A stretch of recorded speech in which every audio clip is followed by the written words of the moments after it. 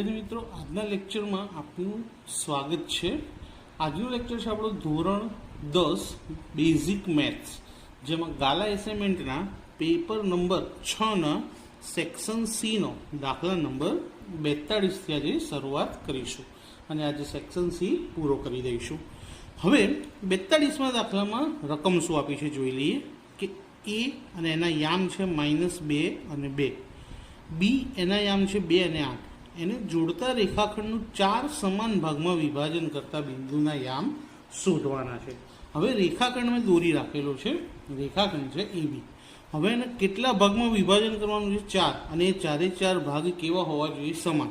તો સમજો કે આ 1, 2, 3 અને અહીંયા આગળ આપણે નામ આપી દઈએ P, Q અને R. તો 4 સમાન ભાગ થઈ ગયા, AP, PQ, QR, RB. તો કયા બિંદુએ 4 ભાગમાં વિભાજન કર્યું એનું? PQ અને RA. તો અહીંયા લખવાનું કે ધારો કે બિંદુઓ PQ અને R એ રેખાખંડ AB નું 4 સમાન ભાગમાં વિભાજન કરે છે, જેથી AP બરાબર PQ બરાબર QR બરાબર RB થાય. આ 4 સમાન ભાગ થઈ ગયા. હવે આ ત્રણે બિંદુઓના આપણે યામ શોધવાના છે. તો સૌથી પહેલાં આપણને Qના યામ મળશે. પૂછો કેમ? કારણ કે Q છે એ ABનું મધ્ય બિંદુ થાય, બરોબર મધ્યમાં છે. એટલે ABના મધ્ય બિંદુ તરીકે આપણને કોના યામ મળશે? Qના યામ. તો અહીંયા લખીએ કે બિંદુ Q એ રેખાખંડ ABનું મધ્ય બિંદુ છે. તો Qના યામ માટે Qના યામ બરાબર, હવે અહીંયા સૂત્ર લખવાની જરૂર નથી, ડાયરેક્ટ કિંમતો મૂકી શકાય. કોનું મધ્ય બિંદુ છે? A અને B નું. તો Aમાં પહેલું યામ કયો છે? -2, અને Bમાં કયો છે? +2. તો -2 + 2 છેદમાં 2. હવે બીજો યામ જોઈએ, 2 અને 8. તો 2 + 8 છેદમાં 2. હવે -2 + 2 તો ઉડી જશે એટલે 0 થઈ જાય, અને આ બંનેનું ટોટલ થાય 10. તો અહીંયા ઉપર લખીએ.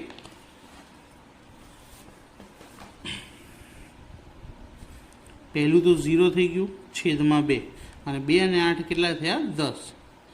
હવે 0ના છેદમાં 2 એટલે 0, અને 10નો અને 2નો છેદ ઉડે તો શું આવશે? 5.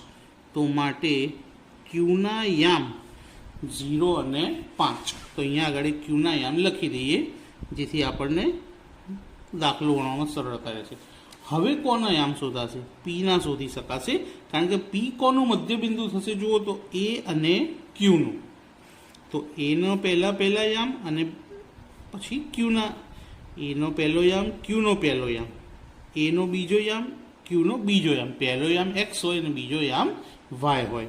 તો હવે P એ રેખાખંડ AQનું મધ્ય બિંદુ છે એવું લખીએ કે બિંદુ P એ રેખાખંડ AQનું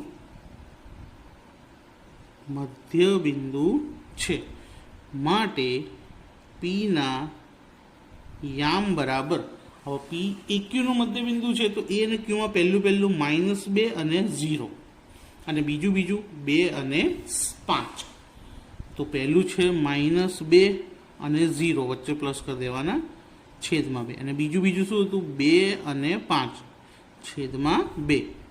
તો -2માં 0 ઉમેરી તો -2 એમના એમ જ રહેશે, છેદમાં 2. 2 અને 5નો સરવાળો કરીએ તો 7 છેદમાં 2. હવે અહીંયા 2 ઉડી ગયા તો શું આવે? -1. 7નો અને 2નો છેદ ઉડતો નથી, તો 7 છેદમાં 2 જેમ છે એમના એમ. આ કોના યામ મળ્યા? Pના યામ. હવે ત્રીજું કયું બિંદુ છે? R. R કોનું મધ્ય બિંદુ થશે? Q અને Bનું. તો R એ રેખાખંડ QBનું મધ્ય બિંદુ છે, અને પછી એનું પહેલું લઈશું આપણે. તો લખીએ બિંદુ R એ રેખાખંડ ક્યુબીનું મધ્ય બિંદુ છે. માટે આરના યામ બરાબર બંનેનું પહેલું જોઈ લેજો. ક્યુબી 0, 2 અને 5 અને 8. તો 0 + 2 છેદમાં 2, 5 + 8 છેદમાં 2. 0 અને 2નું ટોટલ થાય 2 છેદમાં 2. 5 અને 8નું ટોટલ થાય 13 છેદમાં 2. 2 અને 2નો છેદ ઉડી જાય એટલે કેટલા આવે? 1. અને આ 13/2 જેમ છે એમના એમ. તો આ કોના યામ મળ્યા આપણને? આરના યામ. તો 3 બિંદુઓના યામ આપણે શોધી લીધા. પહેલાં ક્યુના શોધ્યા, ત્યારબાદ પીના શોધ્યા અને ત્યારબાદ આરના શોધ્યા. એટલે 3 બિંદુ કે જે રેખાખંડને 4 ભાગમાં વહેંચતું હતું. હવે જોઈએ એના પછીનો દાખલો. આના પછીનો જે દાખલો છે મોસ્ટ ઇમ્પોર્ટન્ટ દાખલો કહી શકાય. તો મિત્રો જોઈએ દાખલા નંબર 43. 43મો દાખલો ચોપડીનું ઉદાહરણ છે અને ખૂબ જ ટફ છે. જો પરીક્ષામાં પૂછાય તો ઘણા બધા વિદ્યાર્થીઓને નથી આવડતું હતું, માટે ધ્યાનથી જોજો. જરૂર પડે તો 2 વખત જોજો ને ગણી લેજો. હવે ઓ કેન્દ્ર અને 5 સેમી ત્રિજ્યાવાળા એક વર્તુળમાં, તો જો મેં અહીંયા વર્તુળ દોરી દીધું છે અને એના કેન્દ્રને આપણે શું નામ આપી દઈએ? ઓ. 5 સેમી ત્રિજ્યાવાળા એક વર્તુળમાં એક જીવા PQ, આ એ ઊભી દોરી છે એ જીવા છે P અને Q. ચોપડીની અંદર જે દાખલો આપ્યો છે એમાં આકૃતિ દોરેલી છે, પણ અહીંયા આગળ ગાલામાં આકૃતિ દોરેલી આપી નથી એટલે આપણે જાતે દોરી. ત્યારબાદ વર્તુળના સ્પર્શકો P અને Q તેના સ્પર્શકો T બિંદુએ છેદે છે. એટલે પહેલું અહીંયા બહાર T બિંદુ, તો PT અને QT બે એના સ્પર્શકો છે. અને આપણે TP એટલે કે આટલી લંબાઈ શોધવાની છે. બીજું, ત્રિજ્યા કેટલી આપી છે? 5 સેમી. તો આ OP ત્રિજ્યા કહેવાશે, એનું માપ 5. હવે દાખલો ગણવા માટે સૌથી પહેલાં આપણે કયું કાર્ય કરવું પડશે કે O બિંદુથી T બિંદુને જોડવો પડશે. તો એને આપણે આ રીતે તૂટક લાઈન વડે જોડી દઈએ અને OT જ્યાં છેદે છે ત્યાં R નામ આપી દઈએ. કયું નામ આપી દઈએ? R નામ આપી દઈએ છીએ. હવે થોડી ઘણી વિગત લખીએ કારણ કે આકૃતિ દોરી. તો આકૃતિની અંદર સૌથી પહેલાં આપણે શું જોડીશું? OT. તો આકૃતિમાં OT જોડો. આકૃતિમાં શું જોડ્યું આપણે? OT ને જોડી દીધું. હવે ધારો કે OT છે એ PQ ને શેમાં છેદે છે? R માં. તો લખી દઈએ કે ધારો કે OT એ PQ ને R માં છેદે છે. બીજું, ત્રિકોણ કયો બને છે? TPQ. ત્રિકોણ TPQ સમદ્વિબાજુ ત્રિકોણ છે. હવે તમને થશે સાહેબ સમદ્વિબાજુ ત્રિકોણ કેમ છે? હવે તમને યાદ હોય તો આપણે 10.2 નંબરનો પ્રમેય શીખ્યા છે કે વર્તુળની બહારના બિંદુમાંથી દોરેલા બંને સ્પર્શકોની લંબાઈ કેવી હોય? સરખી. એટલે કે જેટલું માપ TPનું હોય એટલું જ માપ કોનું હોય? TQનું. તો આ બે સરખા. અને જો કોઈ ત્રિકોણની બે બાજુ સરખી હોય તેને કેવો ત્રિકોણ કહેવામાં આવે છે? સમદ્વિબાજુ ત્રિકોણ કહેવાય છે. હવે OT છે એ ખૂણા PTQનો દ્વિભાજક બની જશે. જો PTQ અહીંયા ખૂણો થયો અને વચ્ચેથી આપણે OT દોર્યું અથવા તો TO કહી શકાય, બરાબર? તો TO એ ખૂણા PTQનો દ્વિભાજક છે. દ્વિભાજક એટલે કે ખૂણાના કેટલા ભાગ પાડે છે? 2. અને દ્વિભાજક હંમેશા ખૂણાના 2 સરખા ભાગ પાડતો હોય. તેથી દ્વિભાજક છે, તેથી OT છે એ PQ ને લંબ થશે. શું થશે? OT એ PQ ને લંબ થાય. એનો મતલબ કે અહીંયા R બિંદુ પાસે 90ના ખૂણા બને બંને બાજુ. R પાસે બંને બાજુ શું બનશે? 90 એંગલ બનશે. અને OT એ PQ ને દુભાગે છે. દુભાગે એટલે કે PQ ના 2 ભાગ પાડ્યા અને બંને ભાગ કેવા પાડે છે? સરખા. તેથી તો જો PQ ના 2 ભાગ, પહેલો ભાગ પડ્યો PR અને બીજો ભાગ પડ્યો QR. PR બરાબર QR. હવે આખું પીક્યુ કેટલું માપ છે એનું? અહીંયા લખ્યું છે કે પીક્યુની લંબાઈ 8 સેમી. તો બે અડધા અડધા ભાગ થઈ જાય તો કેટલા સેમી થઈ જાય? 4 સેન્ટીમીટર. તો PR બરાબર QR બરાબર 4 થઈ જાય. આ આકૃતિ વિશેની સમજ હતી. તો PR નું માપ પણ 4 અને QR નું માપ પણ 4. હવે તમે અહીંયા જોશો ને એક નાનો ત્રિકોણ છે. જો ત્રિકોણ PRO. કયો ત્રિકોણ છે નાનો ત્રિકોણ? ત્રિકોણ PRO. તો હવે એને આપણે લઈએ. ત્રિકોણ PRO લખી શકાય, ORP ગમે તે લખી શકાય. ચોપડીના ઉદાહરણમાં એ લોકોએ ORP લખ્યું છે, તો આપણે ORP લઈએ. ત્રિકોણ ORP માં હવે કોઈ પણ કાટકોણ ત્રિકોણ હોય એમાં બે બાજુનું માપ ખબર હોય અને આ ત્રીજી બાજુ શોધવી હોય OR, તો પાયથાગોરસના સૂત્રનો ઉપયોગ કરવો પડશે. અને પાયથાગોરસનું સૂત્ર આપણને શું કહે છે? સૌથી પહેલાં કર્ણ લખો. તો R કાટખૂણો, તેની સામેની બાજુ કર્ણ OP. તો પહેલાં કર્ણનો વર્ગ, ત્યારબાદ બાકીની બે બાજુ PR અને OR. તો PR સ્ક્વેર વત્તા OR સ્ક્વેર. આ પાયથાગોરસનું સૂત્ર થયું. OP નું માપ, OP ત્રિજ્યા છે એટલે એનું માપ છે 5. તો 5નો વર્ગ. PR નું માપ આપણે હમણાં જ શોધ્યું 4નો વર્ગ. OR નું માપ ખબર નથી એટલે જેમ છે એમનું એમ લખીએ. 5નો વર્ગ થાય 25. 4નો વર્ગ 16. જો ડાબી બાજુ લઈએ તો માઇનસ થઈ જાય, એક સ્ટેપ જરા બચી ગયું આપણું. 25 માંથી 16 જાય તો 9 બરાબર OR નો સ્ક્વેર. હવે વર્ગ દૂર કરી દઈએ તો OR બરાબર કેટલા થશે? 3, એટલે કે 3 સેમી. તો આ OR નું માપ આપણને મળી ગયું 3 સેમી. હવે દાખલાનો સૌથી અગત્યનો અને યાદ રાખવાવાળો ભાગ આવી રહ્યો છે. આકૃતિની અંદર બે ખૂણા આપણે જોઈએ. સૌથી પહેલાં તો ખૂણો TPR અને ખૂણો RPO. તો જુઓ, ખૂણો TPR અને ખૂણો RPO. ખૂણો TPR વત્તા ખૂણો RPO. હવે TPR અને RPO, હવે આ બંને ખૂણા ભેગા કરી દઈએ તો આખો ખૂણો P બની જાય. હવે P ખૂણો છે એ કેવી રીતે બને છે? તો ત્રિજ્યા અને સ્પર્શક બંને જ્યાં ભેગા થાય છે ત્યાં બને છે. અને હંમેશા ત્રિજ્યા અને સ્પર્શક જ્યાં છેદતા હોય ત્યાં 90 અંશનો ખૂણો બને. એટલે આનું ટોટલ કેટલું થશે? 90 એંગલ. કેટલું થાય? 90 એંગલ.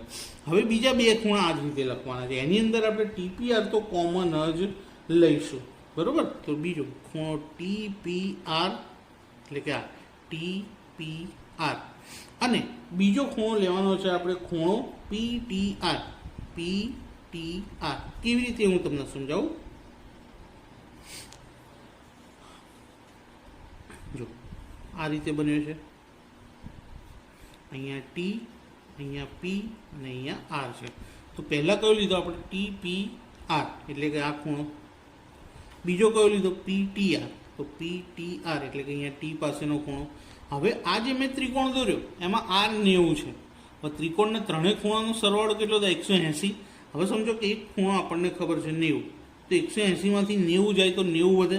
એટલે કે આ બંનેનું ટોટલ 90 થશે, જે આપણે અહીંયા લખ્યું. એટલે આ બંનેનો સરવાળો કેટલો થશે? 90. જો ત્રિકોણની અંદર એક ખૂણો 90 હોય તો બાકીના બેનો સરવાળો પણ 90 થાય. હવે આ બંને જે લખ્યા એની અંદર કોમન ખૂણા કયા છે? TPR બંનેમાં કોમન છે. તો સમજો કે TPR જતા રહે તો આ બંનેનું માપ તો સરખું જ થઈ જાય ને. કારણ કે TPR સામે લઈએ તો 90 માંથી બાદ કરીએ. અહીંયા પણ TPR સામે લઈએ 90 માંથી બાદ કરીએ. એટલે કે આ બંનેનું માપ કેવું આવશે? સરખું. તો નીચે લખી દઈએ કે માટે કયા બે ખૂણા મળે આપણને? ખૂણો RPO બરાબર ખૂણો PTR. આ બંને ખૂણા કેવા થઈ ગયા? સરખા થઈ ગયા.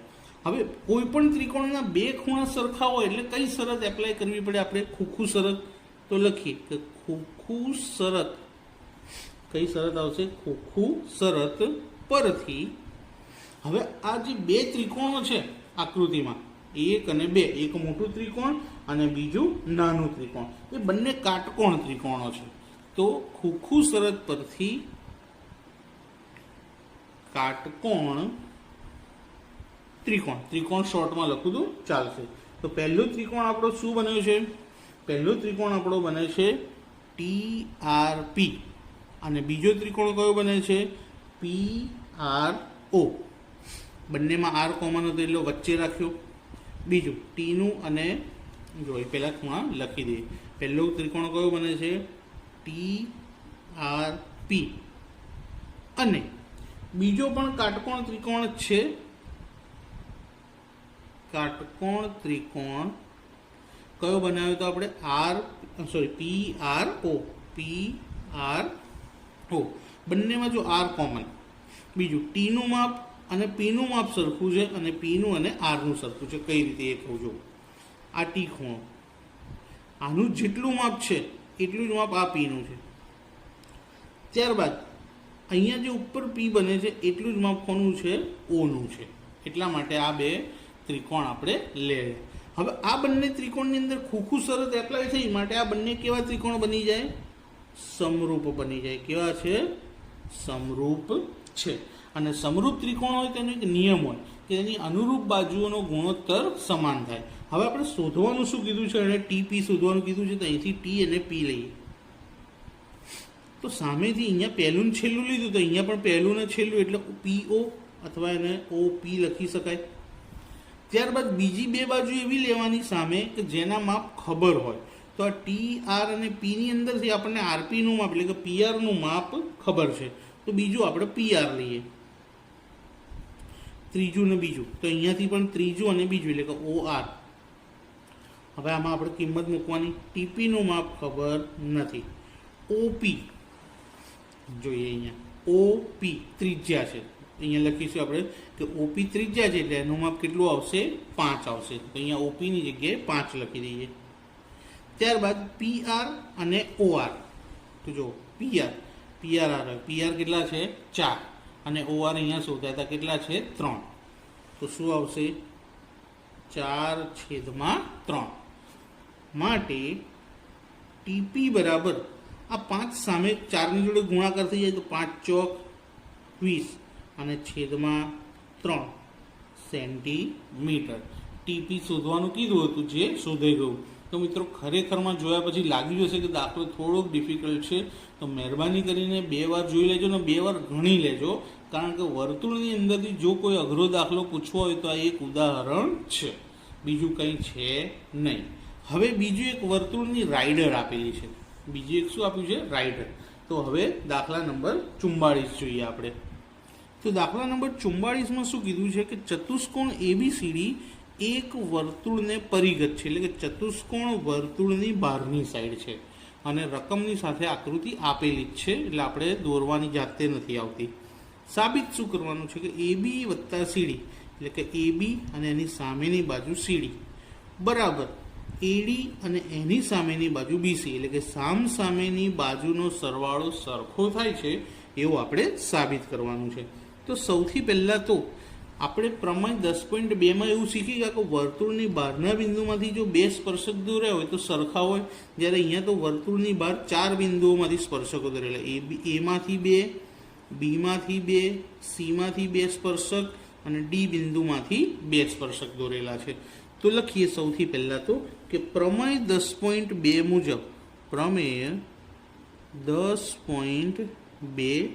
મુજબ વર્તુળની બહારના બિંદુમાંથી દોરેલા સ્પર્શકોની લંબાઈ સમાન હોય છે. આથી તો એમાંથી કેટલા સ્પર્શક દોર્યા છે આપણે? 2. તો એમાંથી 2 સ્પર્શક કયા કયા? AP અને AS એટલે 2 સરખા હોય. AP બરાબર AS અને આપણે આપીએ છીએ પરિણામ નંબર 1. ત્યારબાદ બીમાંથી BP અને BQ, BP અને BQ આને આપણે આપીએ પરિણામ નંબર 2. ત્યારબાદ સીમાંથી કયા કયા દોરેલા છે? CR અને CQ. તો CR બરાબર CQ આને આપીએ પરિણામ નંબર 3. એ જ રીતે ડી બિંદુમાંથી પણ 2 દોરેલા છે, DR અને DS. DR અને DS તો આ બધા સ્પર્શકો સરખા છે. એપી અને એએસ સરખા, બીપી બીક્યુ સરખા, સીઆર સીક્યુ સરખા અને ડીઆર ડીએસ સરખા. હવે બધા પરિણામોનો સરવાળો કરીએ કે બધા જ પરિણામોનો સરવાળો કરતા. હવે બધા પરિણામોનો સરવાળો કરીએ તો ડાબી બાજુનો સરવાળો અને પછી જમણી બાજુનો સરવાળો. તો પહેલા ડાબી બાજુનો લખીએ, એપી વત્તા બીપી વત્તા સીઆર વત્તા ડીઆર બરાબર સામેનો સરવાળો એએસ વત્તા બીક્યુ વત્તા સીક્યુ વત્તા ડીએસ. હવે ધ્યાનથી જોવા જેવું છે કે એપી અને બીપી, તો જો એપી અને બીપી તો આખું શું થઈ ગયું? એબી થઈ ગયું. એટલે કે આ બંનેનો સરવાળો થઈ ગયો એબી. એ જ રીતે સીઆર અને ડીઆર, સીઆર અને ડીઆર તો આખી બાજુ શું થઈ ગઈ? સીડી. એટલે કે આ બંનેનો સરવાળો થઈ ગયો સીડી. ત્યારબાદ એએસ અને ડીએસ, એએસ અને ડીએસ જોઈએ. એએસ ડીએસ એટલે આખી બાજુ કઈ બની? એડી વત્તા બીક્યુ અને સીક્યુ, બીક્યુ સીક્યુ તો આખી બાજુ થઈ ગઈ બીસી. એટલે કે આ બંનેનો સરવાળો થયો બીસી. તો આપણે જે સાબિત કરવાનું હતું તે સાબિત થઈ ગયું કે એબી વત્તા સીડી બરાબર એડી વત્તા બીસી. તો ખૂબ જ સહેલી રાઇડર છે, સામેના દાખલા કરતાં તો બહુ જ સહેલી છે. બરાબર, તો આ શીખી લેજો. કદાચ દાખલાની ઓપ્શનમાં તમારા ગણવાની આવે કે ભાઈ દાખલો નથી આવતો તો રાઇડર ગણી લઈશું તો પણ ચાલી જશે. હવે જોઈએ સહેલો દાખલો બહુકોણનો. ચલો મિત્રો, બહુકોણ નહીં બહુલકનો દાખલો. બોલવામાં થોડુંક આગુ પાછું થઈ ગયું. તો બહુલકના દાખલામાં રકમની જરૂર હોતી નથી. તો તમે દરેક જણ ગાલા તો હશે તમારી પાસે, તો ગાલા સાથે રાખજો, જલ્દી ખબર પડી જશે. તો જો સૌથી પહેલાં મોટામાં મોટી આવૃત્તિ કહી છે, એટલે કે એને આપણે શું કહીશું? મહત્તમ આવૃત્તિ. મહત્તમ આવૃત્તિ એને શું કહેવાય? F1. તો સૌથી મોટી આવૃત્તિ જો કઈ છે? 20 આવે છે. તો બરાબર 20 માટે બહુલક વર્ગ બરાબર 20ની સામે વર્ગ કયો છે? તો 20ની સામેનો વર્ગ છે 40 થી 50. હવે આ 40 થી 50માં 40 છે એને શું કહેવાશે? એલ, અધસીમા બિંદુ. એટલે કે એલ બરાબર 40. બીજું, વર્ગ લંબાઈ કેટલી? 10. એચ બરાબર 10. ત્યારબાદ F1ની આગળની આવૃત્તિ છે એને F0 કહીશું. તો F1ની એટલે કે 20ની પહેલાં શું છે? 12. અને F1 પછીની જે છે એને F2 કહીશું. તો 20 પછી કેટલા છે? 11. તો આટલી માહિતીની મદદથી આપણે બહુલક શોધી લઈશું. તો કોષ્ટક બનાવવાની કંઈ જરૂર હોય નહીં. તો પહેલાં લખીએ બહુલકનું સૂત્ર કે Z બરાબર L plus F1 minus F0 છેદમાં 2F1 માઇનસ F0 છેદમાં F2 માઇનસ F2 ગુણ્યા H. કિંમત લખીએ. L કેટલા છે? 40 વત્તા F1 કેટલા? 20 ઓછા F0 કેટલા છે? 12. હવે છેદમાં આ બેનો પહેલા ઉપયોગ, 2 કૌંસમાં 20 માઇનસ 12 ઓછા F2 કેટલા આવ્યા હતા? 11. આનો બ્રેકેટ કરી દઈએ. અને H કેટલા હતા? 10. આ બધી કિંમતો આપણે લખી લીધી છે. હવે આની ઉપરથી ગણતરી કરી અને આપણે બહુલક મેળવવાનો છે. તો શરૂઆત કરીએ કે 40 પ્લસ 20માંથી 12 જાય તો કેટલા આવે? 8 ગુણ્યા કેટલા? 10 છેદમાં 20 દુ 40 માઇનસ 12 માઇનસ 11. ફરી 40 વત્તા 8 દાન 80. 40માંથી 12 જાય તો 28 અને 28માંથી હજી 11 કાઢવાના. તો 28માંથી 10 જાય તો 18 અને 1 જાય તો 17 આવશે. તો 40 વત્તા 80 ભાગ્યા 17 કરવાના છે. તો અહીંયા બાજુમાં કરી દઈએ 80 અને 17. 17 ચોક 68 બાદબાકી 80માંથી 68 જાય તો 12. હવે ભાગ નહીં ચાલશે તો પોઈન્ટ મૂકીને 0 ઉતારી દઈએ આપણે. 17 છંગ 102, 17 સિત્તા 119, 1 વધ્યા 0, ઉપરથી 0 ઉતાર્યો, ભાગ ચાલતો નથી એની 0. હવે આગળ દાખલો ગણવાનો મતલબ નથી, જવાબ આવી ગયો. તો 4.70 પણ લખી શકાય અને 7 પણ લખી શકાય. તો સરવાળો કરીએ તો 40 અને 4 કેટલા થાય? 44.7. તો આપણને શું મળી ગયું? માહિતીનો બહુલક. હવે એકદમ સિમ્પલ અને આજના લેક્ચરનો છેલ્લો દાખલો ગણીશું, 46મો સંભાવનાનો. તો છેલ્લો દાખલામાં રકમ શું આપી છે કે જો પી ઓફ એ જેમ પી ઓફ એ બાર બરાબર 5:3 હોય તો પી ઓફ એ અને એ બાર શોધો. બંને શોધવાના છે. તો આ જેમ આપેલા છે એટલે કે ગુણોત્તર આપ્યો છે, તો એની બધી ધારી લઈશું કે ધારો કે પી ઓફ એ બરાબર 5x અને પી ઓફ એ બાર બરાબર 3x. પહેલા એ હતું એટલે 5x અને એ બાર એટલે 3x લીધા. હવે સૂત્ર છે આપણી પાસે કે P of A plus P of A bar બંનેનું ટોટલ કેટલું થાય? 1. પી ઓફ એ કેટલા ધાર્યા? 5x. પી ઓફ એ બાર કેટલા ધાર્યા? 3x બરાબર 1. ટોટલ થશે 8x બરાબર 1. માટે x બરાબર 1/8. હવે પી ઓફ એ પણ મળી જશે અને પી ઓફ એ બાર પણ મળી જશે. પહેલું શીખવાડીશ એટલે બીજું આવડી જ જશે. પી ઓફ એ કેટલા હતા? 5x. તો 5 કૌંસમાં 1/8. 5 એકા 5/8. હવે આ જ રીતે એ બાર એ કેટલા હતા? 3x. તો 3 કૌંસમાં 1/8. 3 એકા 3/8. તો સેક્શન સી આપણો અહીંયા આગળ પૂરો થયો. તો મિત્રો આજનો લેક્ચર તમને કેવો લાગે મને કમેન્ટમાં જરૂરથી જણાવજો, અને ગમે હોય તો લાઈક કરજો, તમારા ફ્રેન્ડ્સને શેર કરજો અને ચેનલને સબસ્ક્રાઈબ કરવાનું ભૂલતા નહીં. Thank you.